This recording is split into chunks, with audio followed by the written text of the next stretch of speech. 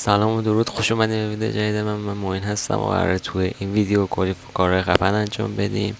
با هم دیگه میریم یه مگا فارم آهن میسازیم و دورش رو با هم دیزاین میکنیم. ممنون میشم اگه از این ویدیو خوشتون اومد لایک و ساب و کامنت فراموش نشه. بریم سراغ ویدیو.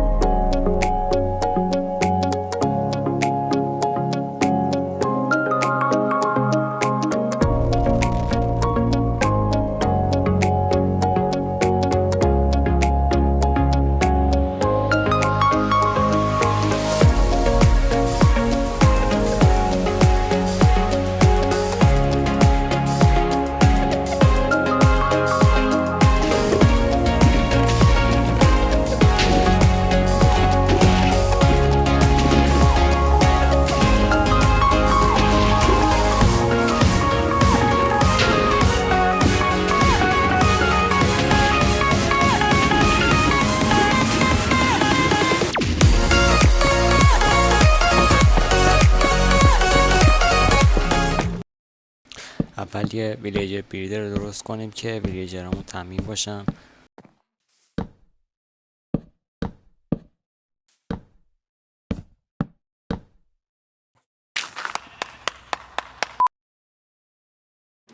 میونه این همه قنچه گل ناز، یکی میاد که اسمش همیشه شادی میاره، اونی که از همه قشنگ‌ترینه، تنش برگ گله.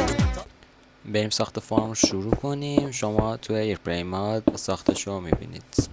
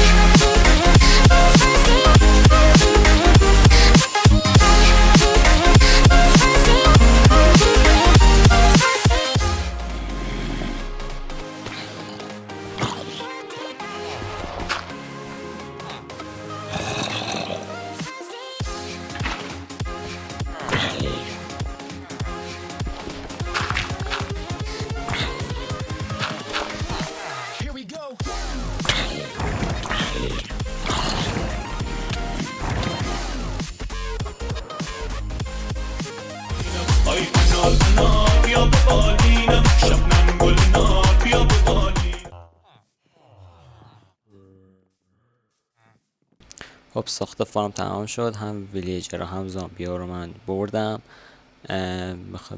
فقط مونده که سازه دورش رو بسازیم. میخوام برج میلاد دورش درست کنم. بریم ببینیم که چی در میاد.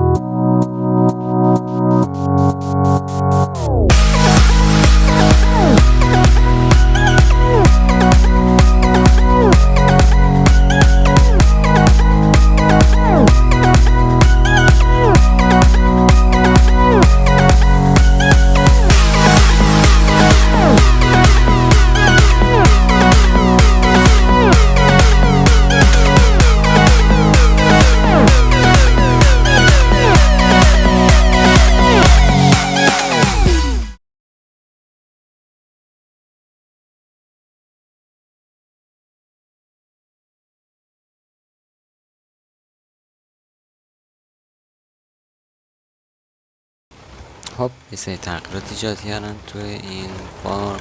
اول که آیتم هایی که از اینجا دراپ میشه آیرو گالما اون بر پایین دو دراپر دراپ میشه میره تو چست، از تو چست میاد این ور تبدیل به گل میشه، گلا تبدیل به بومبیل میشن، این ورم آهن جمع میشن. بعد این بالا ویلیجر رو بردم، یتیما رو گیر بردم کشتمشون اینجا، رو باهاشون ترید میکنم، آهن بهشون میدم امرالد در بیارم. بالا هم بعدا باید بیایم سیلنترن بذاریم، فارم گاردین بعد درست کنیم، اینجا رو پر سیلنترن کنیم. آرما با کریپر رو فایس میدن، میترکن، بعد چیز میشن اونجا، حالی میشه. بعد این فارم اینجاش زیاد شبیه نشد، اونجاش بیشتر شبیه یه عکس دیگه ای شد، بیشتر شبیه این شد تا برج میلاد، ولی بالاش قشنگ شد، من دوستش داشتم. امیدوارم که شما هم خوشتون اومده باشه. مرسی که ویدیو رو تماشا کردین. اگه از ویدیو خوشتون اومد به دوستاتون معرفی کنین. تا ویدیو دیگر خدا نگهدار.